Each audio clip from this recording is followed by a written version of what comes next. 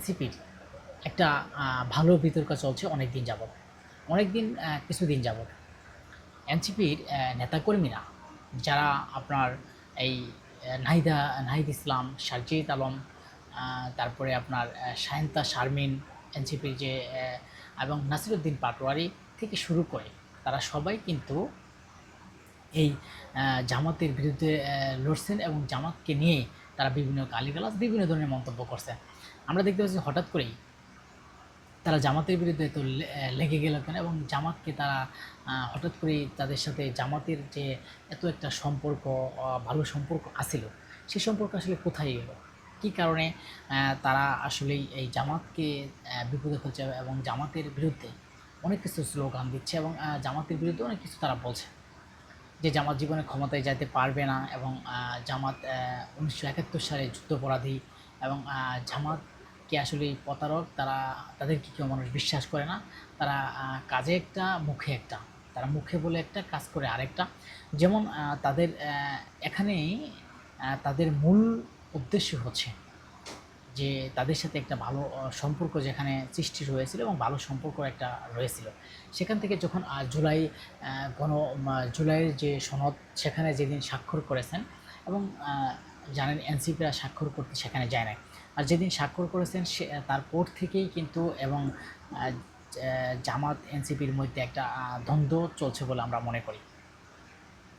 দেখেন এই জামাত এবং এনসিপির মধ্যে দ্বন্দ্বে এনসিপির বিভিন্ন নেতাকর্মী তারা বিভিন্ন পোস্ট দিয়েছেন জামাতকে নিয়ে, যে জামাতকে বিশ্বাস করা যাবে না, জামাত আসলে পরিকল্পিত একটা নাটক সাজে, পিয়ার এবং গণভোট নিয়ে তারা একটা পরিকল্পিত তাদের একটা কারসাজি, এমনটাই তারা দেখেন।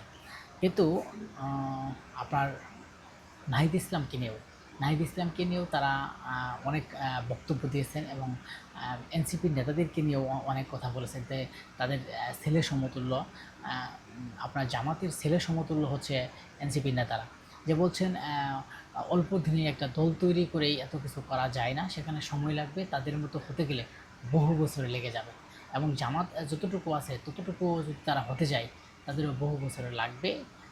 আসলে বাংলাদেশের রাজনীতি এত সহজ না। তারা আসলে হুটহাট করে বাংলাদেশের রাজনীতিতে আসছে। তারা আসলেই এখন স্কুল কলেজে থাকতো, এনসিপি যারা নেতাকর্মী আছে তারা স্কুল কলেজে থাকতো। তারা যখন একটা রাজনৈতিক বক্তব্য দেন বা বিভিন্ন রাজনৈতিক দলকে নিয়ে দেন, তাদেরকে একটা হিসাব করে বলার দরকার বলে আমি মনে করি।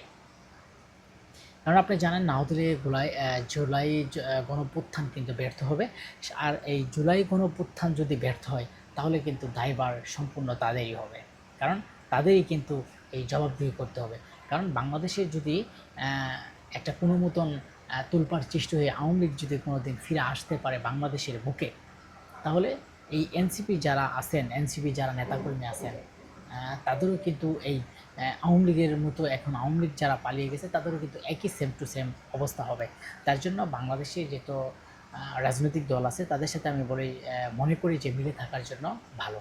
কারণ কয়েকদিন আগে এনসিপির নেতাকর্মীরা তারা কিন্তু বিএনপির বিরুদ্ধে অনেক লড়াচড়া করেছে, এবং বিএনপিরা সেটা কিন্তু চুপ করে থেকে তারা কোনো উত্তর না দিয়ে তাদের নিজের কাজ নিজে করে গেছে।